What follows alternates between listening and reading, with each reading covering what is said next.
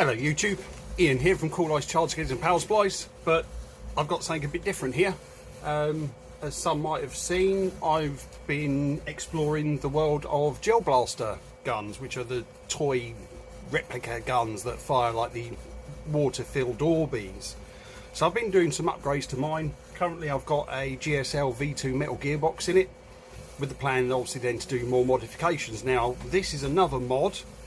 It's come from High Pressure Airsoft in the UK, because it worked out the same sort of price as buying it from abroad, so I might as well buy it from a UK company. And this is actually an electronic trigger unit. Now this is the first time I've ever done an unboxing review, if you want to call it that. It's not even a box or a review.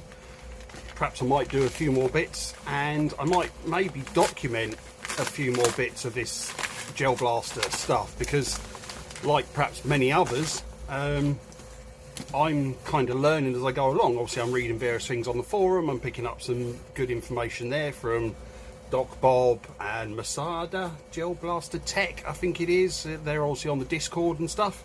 But of course, being an engineer and someone who likes to tinker, this sort of thing obviously is appealing to me. So basically what I've got here is the T238 V2 1.7 optical electronic trigger unit, ETU. It took me a little while to figure out what that was, but it finally dawned on me.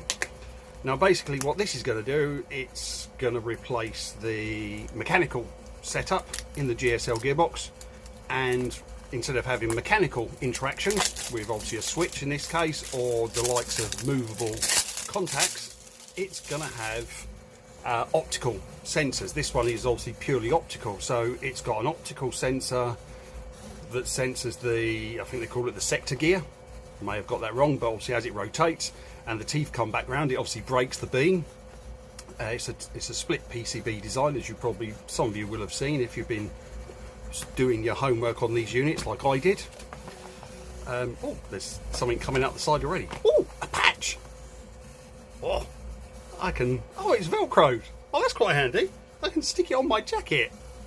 That's quite nice. It's rubbery feel as well, so that's quite good. I'm going to check, make sure it is. Yeah, it is working. First time I've done it, and I'm using my mobile phone for this.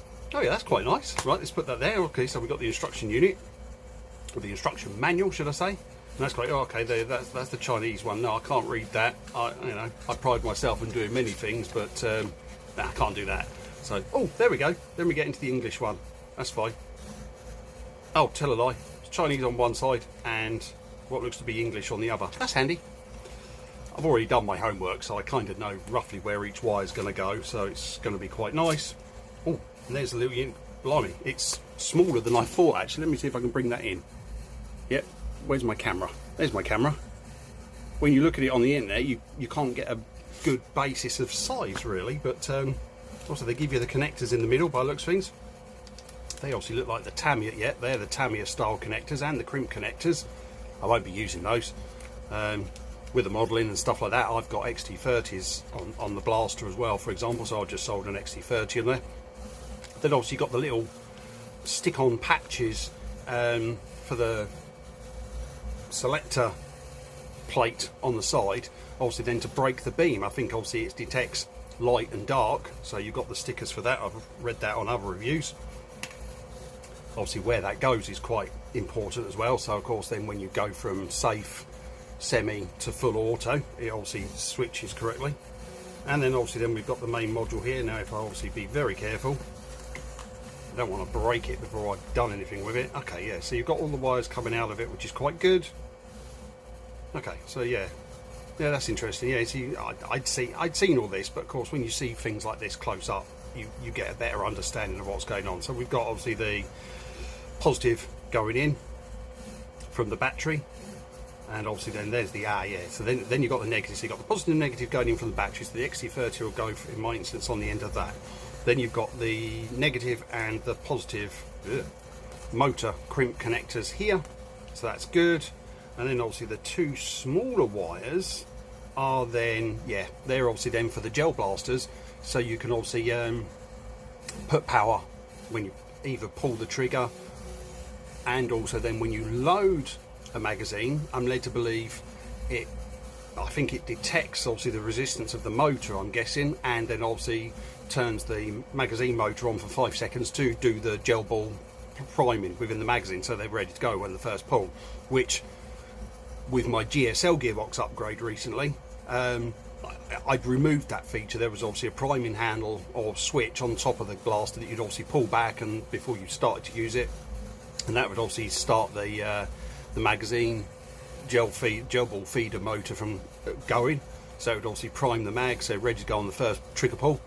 But I'd lost that on the GSL box, so this was another reason why I wanted to do this, because it gave me that feature back. When I plug a magazine in, it's got to auto prime it for me, so oh, that's quite nice. And of course then, those that are interested as well, you've got various firing modes on this. So you've got the binary, I'm led to believe, is obviously the one where you pull the trigger and it fires one, then when you let it go and it goes back out, obviously off in this case, it then sends another gel ball out, so it fires in 2 positions. Then you've got 3-shot, 5-shot and 6-shot bursts, I think, and then obviously auto modes, and you've got various other options and parameters which I'll have to refresh my memory of when I get it. But that's actually quite a nice, well made little unit, and from someone who does like his electronics, with obviously the ones that Steve Smith makes for me, XY Gax, I can appreciate the kind of level of effort. Now I know this is a split PCB, so we've got the one, yep, if I pull it apart, yep, so that bit obviously sits then in the one side of the V2 gearbox, if you like, and I have obviously been primed that we do have to protect the back of this PCB from obviously shorting out on any of the metal gearboxes. Obviously if you've got a plastic gearbox that you're upgrading, then that's not too much of an issue, but the metal one will probably be okay with the, because it's got the orange powder coating on the outside, not on the inside, so no, you would need to obviously protect it, which I'm planning on doing anyway. And to be perfectly honest, I did almost wonder whether I could use some thermal pads on the back of here, so as the MOSFET gets hot for the firing, it obviously then dissipates some of the heat into the GSL V2 metal gearbox, so it acts as a further heatsink that's firmly connected on the back of this, which could be quite handy. But I won't know until I take the box apart and how I'm going to go about it. Failing that, I'll just be using some sellotape or Captain tape. I've actually got some nice Captain tape which I'd probably put on the back here, and obviously then trim it around, because obviously there is a sensor on the back here as well, a light sensor that obviously needs to be kept free. And likewise there is another one here apparently for the trigger sensor, which obviously then matches with the reader or the sender on the upper removable PCB. And then likewise I think there's the sector gear sensor, then there's one either here or here, which obviously then fires downwards and obviously notices when the teeth go round and go past and break the beam. So I'm going to put that back together, yep, for now, just so I don't lose anything. And yeah, I'm quite pleased with that. Very neat, very tidy. The wires they're not the silicone type of wires by the feels of it, they are the more stiffer wires, which actually kind of would probably work well in this instance, because of course when I've got the gearbox apart, you're going to have to route these wires through the box and obviously keep them away from any gears. So if they are a little bit stiffer, yeah, where you can bend it and form the shape of them, once you've done so, they're going to keep out of the way of things. So yeah, don't know when I'm going to take the blaster apart. I've got my 3D printer going for charge case builds in the background, and obviously I'm doing that. I just stopped for five or 10 minutes to have a look at this because it just got delivered. But if you like this sort of stuff, let me know, and I'll see if I can do some more from a totally beginner's perspective on this sort of stuff. Thanks for your time. See you later. Bye bye. Okay, so this might be a bit of a bits of movie or sequence, but I'm going to strip my Gingy SLR V4 down so I can start putting the T238 MOSFET in. Now I have done this not long ago, so it should be relatively straightforward. What we may end up doing is making a couple of small segments of little snippets of video, and I'll try and waffle on in between, because like with my charge case builds and my model aircraft, actually, admittedly, I do like to take my time and I ponder over where I'm going to be running wires and everything else, so I can see me doing exactly the same with this MOSFET, to be fair. But why not? If it makes me happy at the end of the day, we're going to stick with it. So main thing is obviously we're gonna, I always put the selector in auto mode. Don't think it really makes much difference, but that's how it worked for me last time, and I kind of remember how everything goes in. So let's undo the front. Although in theory I don't have to take this off, but I find it does make life just a little bit easier, so we shall. This is where we find out it gets stuck. Oh, there's something holding it up. Oh, actually, hang on a minute, I think I might know what it is. Last time I unscrewed the muzzle. It's taking me. No, it's taking me orange off. Oh no! I covered it in vinyl and it's taken a bit off. Oh, it shaved it perfectly. But anyway, let's go. There we go. Don't want to lose my little rubber. It's my protection. Stick that over here as well. Right, so no, we won't close that for now. I don't think that's M3, is it? No, it's not. We need the smaller one. This little mix match of, or selection of 4 hex bits is quite handy. You just take out whichever one you need. And the good thing is, like I said earlier, because I've done this once or twice before, I kind of remember in the line of my head right now I need the smaller one for that. So let's go over and do the other side. Yeah, that's why I need the smaller one.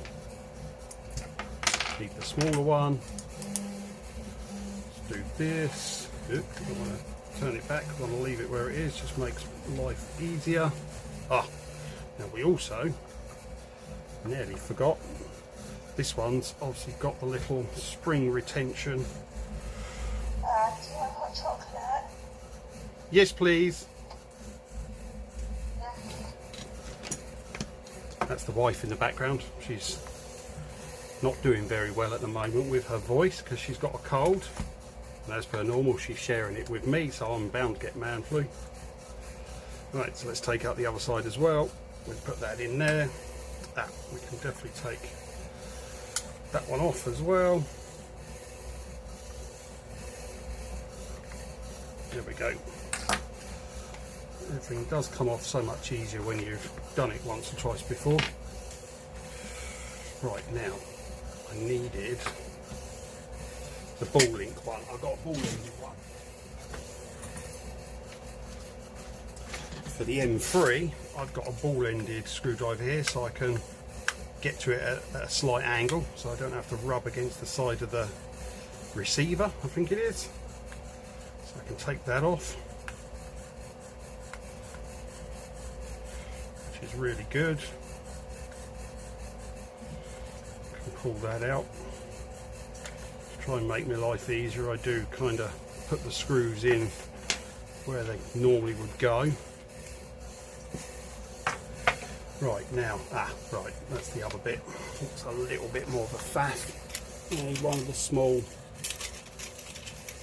my small Allen keys goes in the front. I'm guessing it releases the catch. And then I can wiggle it backs and forwards and put upwards pressure on it at the same time. Ow. Sometimes it's a little bit difficult. Here we go. There we go. And then the, I don't know what they call this bit, the slide receiver or whatever you want to call it, is now free to come off. It's actually taking my nozzle with it this time, which is interesting. It didn't last time. But there we go. We can push my nozzle back. There we go. Oh, it actually dropped to gel. First time I've actually had one left inside there. So, right, that's quite good. Okay, so that can stay there. That can come off in a minute. There's normally a little pin there which I don't want to lose. I remember last time trying to get that out was a pain. First time I did it, it dropped out and it was easy to get hold of to the point where you were going to lose it. And the second time, like now, it never wants to drop out nice and easily. I wonder if that's because... there it goes. I think I've just tweaked that while I'm chatting to myself and chatting to you guys here. There must be a little bit of sideways pressure on it. So I put some in it and that allowed it to come out. Right, so we're almost there with that. Need to push that out. Can I do that with this?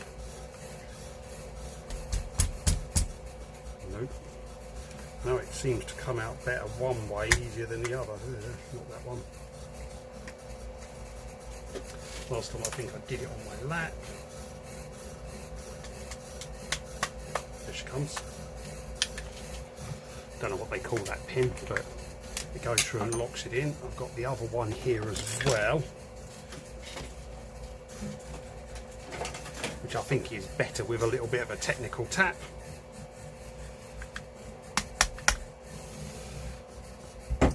Once it starts going, it should come out relatively easily. I noticed with the GSL gearbox, actually, in order to get that pin in, I did have to run a 6mm drill through the hole.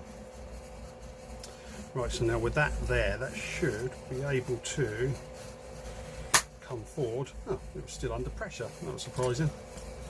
Didn't expect that, but okay, so that's almost what I'm going to be replacing. I need to get the motor out. Now hopefully I've settled, I've shimmed the gearbox as best as I can.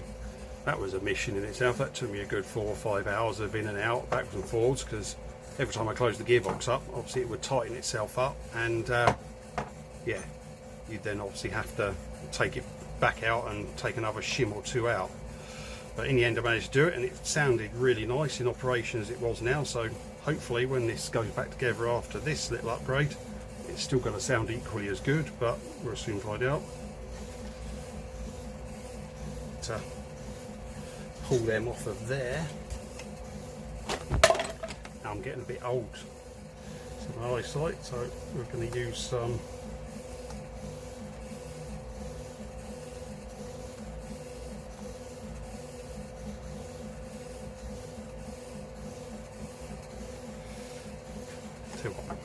let's try the negative first, see if that one comes off a little bit better.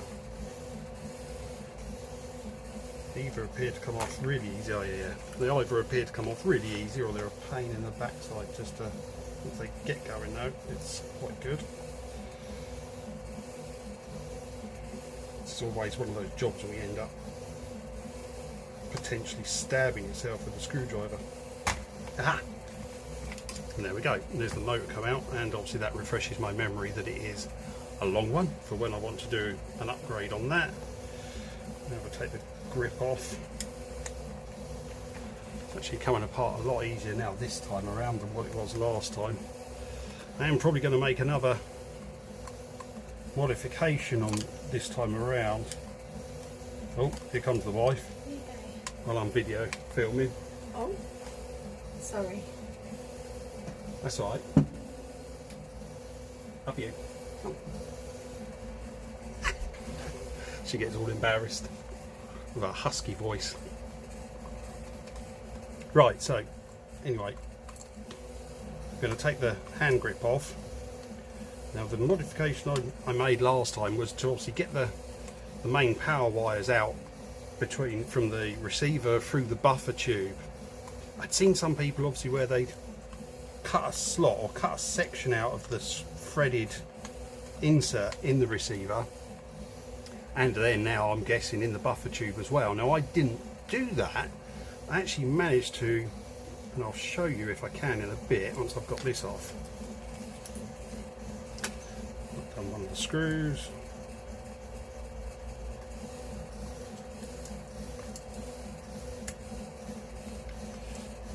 Right, here we go. Oh, and the gearbox is actually wanting to fall out of the receiver. It's quite handy. Right. Ha! There she comes. That'll be nice and easy.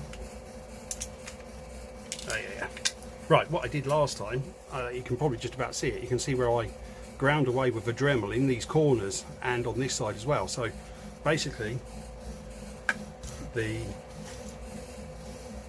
me put those down before I lose them. The power wires then from the battery, from the LiPo, I managed to squeeze them up the side and through and around the tube, so I didn't have to modify anything there, and it worked quite well, to be fair. I did accidentally grind a little bit of the sheathing on this, but to be a little bit belt and braces, I put some heat shrink sleeving on these wires as well, so that if they were rubbing against any grinding that I did, although I did smooth it with a needle file and some emery paper as well, just to make it really smooth so there wasn't any real sharp edges there.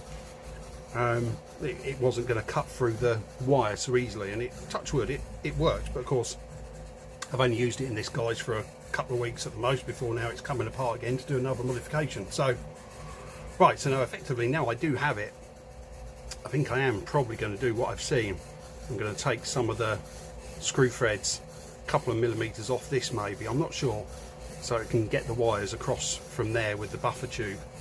I don't know, I'll have a look at that. But there's obviously the GSL, so what I'm going to do now, I think I'm going to switch the video off for a bit, get that apart, take some photographs, so just in case I want to put it back to stock, and then start laying out where I'm going to put the MOSFET.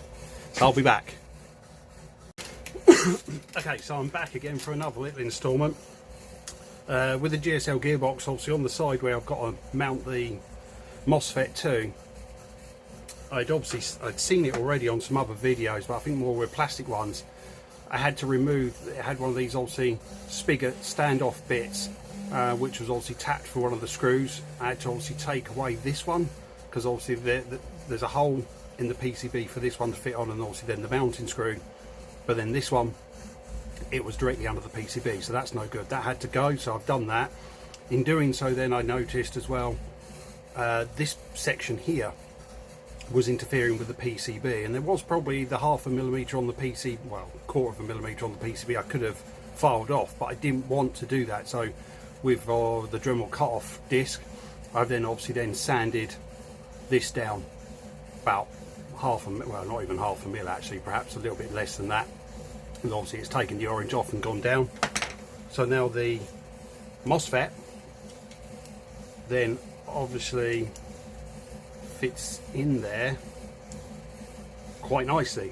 And there we go, and that's obviously then sitting nice. Whereas before, excuse me, before I did this bit at the bottom here, it was then twisted a little bit like this, and I didn't want that because then it was sticking up above there. So the way I've got it now, it sits nice.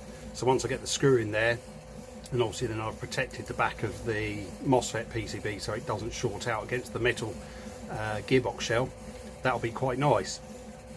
Then obviously then I will start obviously running wires and stuff. Now what I think I'm going to do, obviously I've got to take wires back to the back end here, because the original wiring has like a little spring connector at the back of the GSL gearbox, so because obviously it's classed as sold as a split gearbox, so this creates the connection point, or the quick connect point, between the lower half of the gearbox and the top half, which then obviously sends power then to the front pins. As you can see, if I flip it over, there's the wires, so there's the terminal points at the back, then goes through there, across the wires then to the gel ball magazine motor then at the front. So I want to keep that ability, so it seemed I'm going to have to extend these two wires, I think, obviously the two thin red and black, because they're obviously the magazine motor priming wires. Now normally they would go off to the front, but because this gearbox is a split gearbox, they've got to come back here. So what I think I'm going to do, basically this positive is just a common positive here anyway. Depending on how this works out, I might slit off this heat shrink tubing and put the positive, this short positive wire, solder it on here, so then I don't have to run the red wire then all the way from the back here. It just comes from here somewhere and then up, and then the only additional wire I've got to run back then is this small negative, which is obviously the one that obviously sends the signal to the magazine motor. that one then, yeah, it's literally too short then to come down and back up. I think I've got some thin silicone wire. I'm probably going to solder another length on and then obviously run that down up here and then trim it to the right length here for obviously the little adapter there, so then that'll sit then back in the top as normal and give me my split GSL gearbox ability again. So yeah, that's done now. I think I'm going to go off camera again. I'm going to insulate the back of this PCB, bolt that in place, so that's sorted. Then obviously then I can start running some wires and figure out where I'm going to put all this little additional wire to get this out to where I need it to be, which is back here. Back in a bit. And there we go. I've just covered the back in 2 layers of Kapton tape on the MOSFET, so that should obviously then protect it then once it's mounted in the metal V2 gearbox.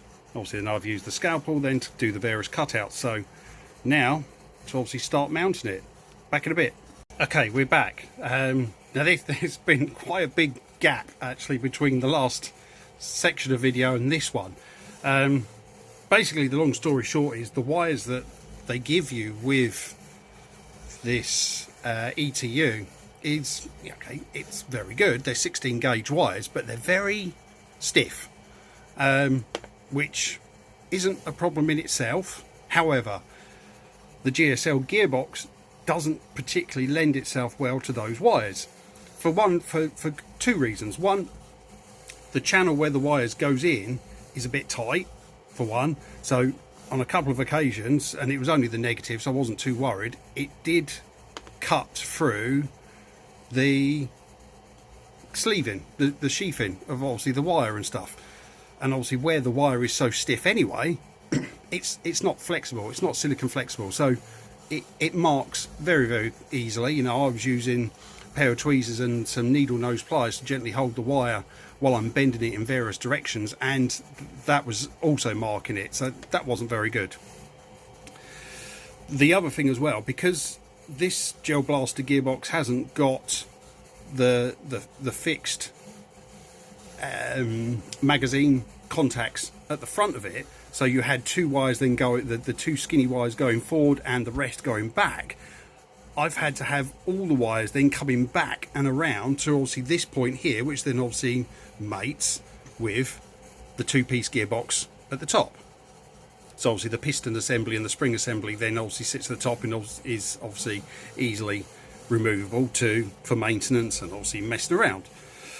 So what I've had to do is I've had to resolder the wires, change the wires on the ETU in general. So the 2 magazine feed ones now are 24 gauge off the top of my head. Yep, they're 24 gauge. I've got the white box of coloured wires in front of me, so they're 24 gauge coming back, and of course then I've got them terminating at the bottom of this block. So obviously the negative on the far side and the positive here. I've also got a little short piece of positive because I've got to join it. I've got to join that one then to the main positive feed, which obviously then I've got in 20 gauge, which obviously then comes through the gearbox and then straight down to the motor. So basically then in this setup, the motor has obviously got a constant positive. That's ready and raring to go. The MOSFET then of course then controls the negative. So we've got the negative battery again on the 20 gauge. That comes all the way through, down, round underneath that part there. You can probably just about see if I bring some wires. There they are, yep. Goes back around through this little channel here, if you like, then obviously up, and then obviously then is soldered to, I think it's this one at the top of the MOSFET. So it's soldered there. Then of course then we've got another one, which is right here, just above the red. That then comes back, goes inside that channel again, and then comes back out again, 20 gauge wire, and will be terminated then to obviously suit the motor. So we've got the positive and negative to the motor. The negative is controlled via the MOSFET. Then obviously then the negative input from the LiPo in this case comes around, goes around under there, under here, and then obviously out the back. So it's taken me, I think, about an hour and a half, 2 hours realistically to work out that I've got to take out the very thick and heavy duty wiring, which is obviously good, that's fine. I'd like to have used 16 gauge again to keep up with it, but the 16 gauge silicone wire that I've got is again too thick in itself to go through the channels, so that's no good. So I wondered, shall I order some 18 gauge? I thought, no, I'm checking up on the net, 20 gauge should just about do it quite nicely, kind of thing. It's on the limit, but the runs are short, which is good. And of course I'm using 11.1 volts as well, so that obviously helps with the current draw, or 12.6 for a fully charged 3S LiPo. So yeah, that's how I'm running at the moment. The other thing I've had to do, I thought it was plastic, but it's not, it's aluminium trigger. It had a section, if I get something to point with, this point here at the top was a little bit too long, so then as I was actuating the trigger, it was hitting this 3-pin header here to obviously mate with the upper PCB.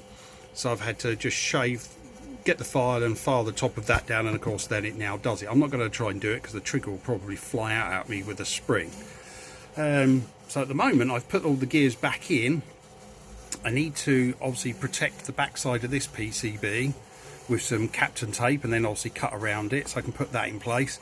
Then I'm going to slide it into position, put the other half of the gearbox back on, make sure everything's all okay and obviously works as per normal, and then basically splice the little thin red wire here into the main 20 gauge wire with some heat shrink sleeving over the top of it.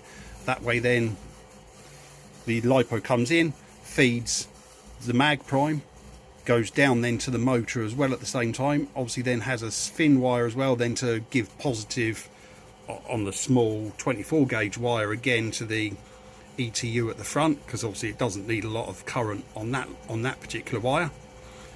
Yeah, it's been a nightmare. Not such an easy conversion on this, whether it is most likely this gearbox, to be fair. I would imagine the usual two-piece with two halves of the gearbox, with obviously then the piston and the bit obviously solid at the top, it would be easier, because then you'd have the two thin wires coming across here, which is shown in their installation guide, and then the rest of the wires coming back this way. So yeah, it still would have been a pain in the backside with the wires being so thick and not so very pliable, but it probably would have worked better. But in this instance I've had to mess around quite a bit. So I'm going to shut this off, do a bit more and see how far we go. See you in a bit. Okay YouTube, right, we're back again with this blaster upgrade. Now I think it is all working. I think I explained in the last video I couldn't get the thicker wires in. So I've gone down to 20 AWG wire, and touch wood so far, obviously I've been firing it here just on the bench in front of me kind of thing, and the wires aren't getting warm or anything like that, so I'm pleased with that. I am considering I might change it. I might get some 18 gauge, so I'll go between the 16 that the MOSFET came with and the 20 that I've got here, and change the wiring a little bit around. So instead of obviously having to bring the mag wiring back up to this point to then obviously then make contact with the contact point here at the back of the GSL gearbox, I might bring the two wires out the front here and then come up and then just solder them directly to the mag points. I need to strip this back down and obviously put this back in the receiver and see what sort of room I've got around there to see if that is feasible. I think it probably will be, and that would fix the issue, I think, with me putting slightly thicker wires in. The drawback to that is then, of course, is if I then wanted to take this off to work on this part, instead of having the easily breakable contact points, I just have to unsolder them. Yeah, you can't slide them out. So yeah, I'd have to unsolder them each time to do it, but that's not too much of an issue, so I'll see. But otherwise it appears to be working. So I've got the battery connected at the moment. If I put it to semi, it does beep, but it's very faint, and I've just literally got it set to semi, and I think I've set it to 4 round burst now on auto. So if I go to auto it should beep, but probably inaudible. There. And I can hold it, yeah, 4 round burst I've got it set to. So I'm quite pleased. So that's good. So that is working. And then of course then the mag prime, I've just checked it. Automatic mag prime, so when obviously then you disconnect the magazine and put another one in, that's actually quite good. So I'm pleased so far. Yeah, it's, apart from a little bit of messing around, I did find, now it might be a bit difficult to actually show it, but oh, the little gear fell out. Let me make it safe, because obviously I haven't protected those contacts there, and I don't want them touching, because I know lipos, I've done that before, and that makes a mess. There's a bar that goes through this point in the gearbox, obviously as one of the locking points in the receiver. I'm going to get it somewhere in the middle of the camera. Now what I noticed was, on the V1.7 MOSFET, the upper board, the corner of it, and I have taken some pictures, and I'll probably put the pictures I'll put at the end of this video, it was blocking, partially blocking the hole. So if I tried to push the shaft through, it would just literally just be pushing on the on the PCB of the MOSFET. The upper part, admittedly, the bottom part cleared okay, but I did double check that as well just to make sure. So I thought, well, that's no good. So I took the upper part off, looked at the PCB, and obviously there is copper there, but it looks to be ground planes.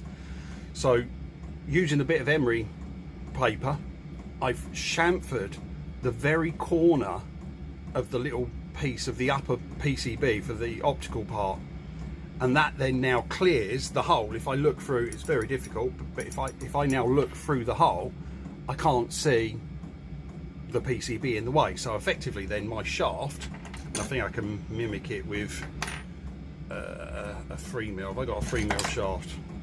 I think it's 3mm. Yeah. Ah, yeah. It now goes all the way through without touching the MOSFET, as you can see. As whereas by default it would. I might perhaps relay that to 238 or send some, I don't know, give some feedback on that, because obviously that won't work.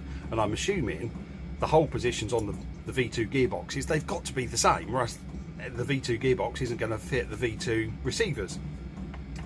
Yeah, otherwise I've trimmed the white sticker obviously on the back of the selector plate, and that is currently working quite nicely as well, so I'm pleased with that. Yeah, the next port is I'm obviously going to stick it back into the receiver and start to see what I do, whether I don't know whether to mess around with these wires any further or just leave it as is, because it is working. And to be fair, I don't think it's really suffering at this moment in time. Whether it's the stock motor, admittedly at the moment, whether a more powerful motor, it will obviously draw a little bit more current, but whether it would be enough to overwhelm the 20 gauge or not, I don't know. Possibly not on 11.1 volt or 12.6 volts 3S LiPo power. If I was running 2S, I'd probably be more worried. But yeah, ultimately I can plug it back in. We can have another go. Obviously it's lost the little, so I can do it by hand. Yeah, it's very difficult to hear, but it does say it beeps as it changes from semi to full auto. There it goes. 4 shot bursts. Back to semi and it'll beep.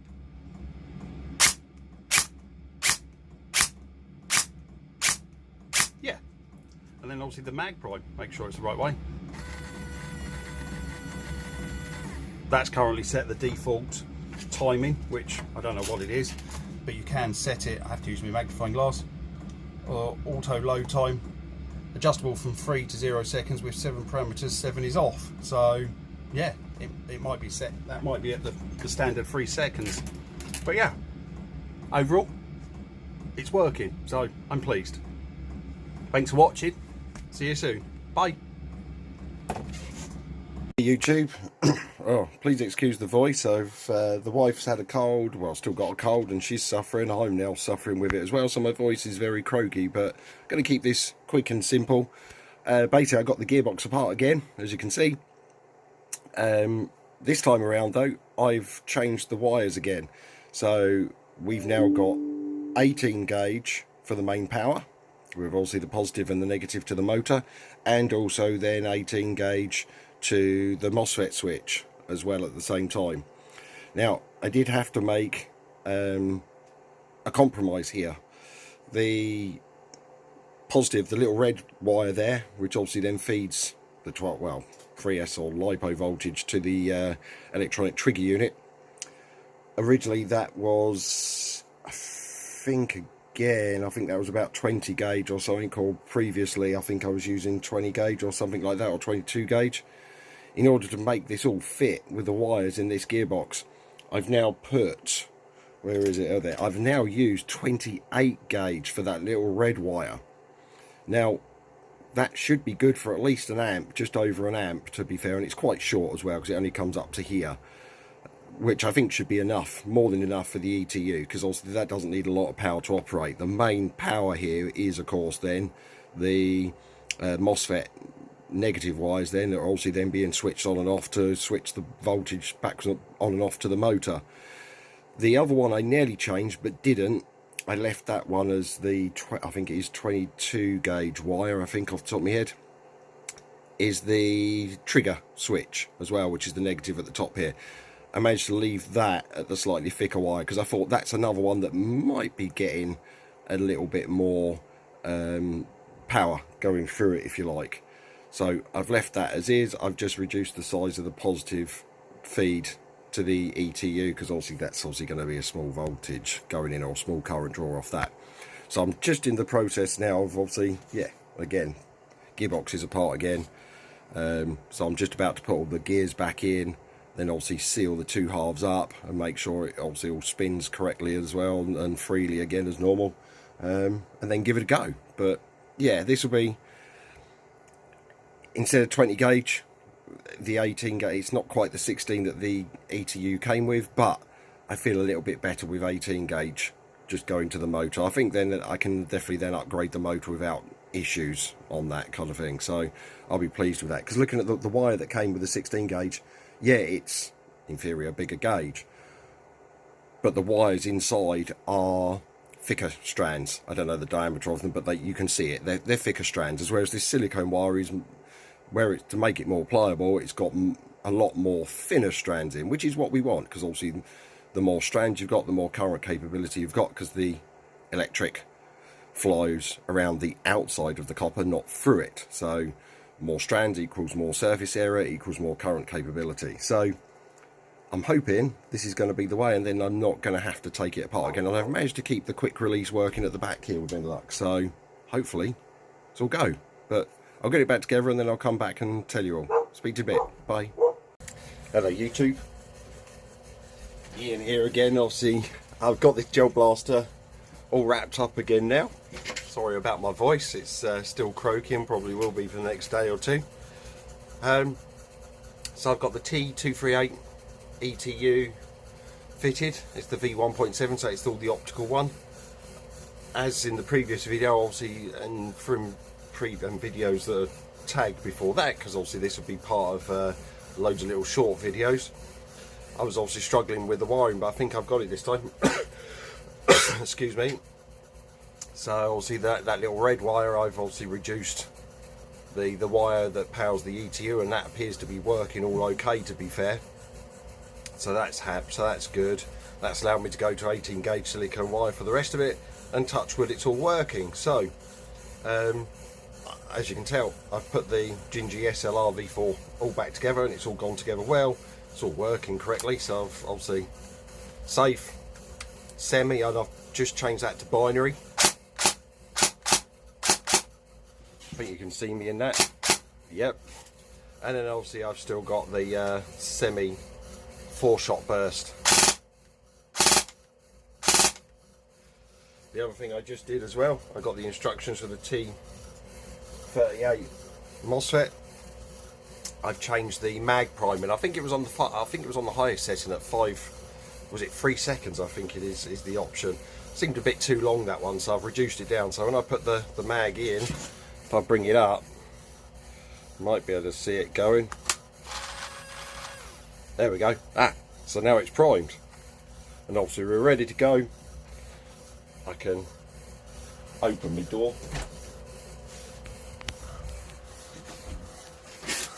and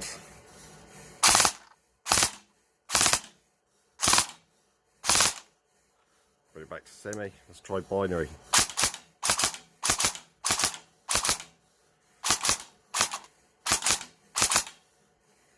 I quite like this.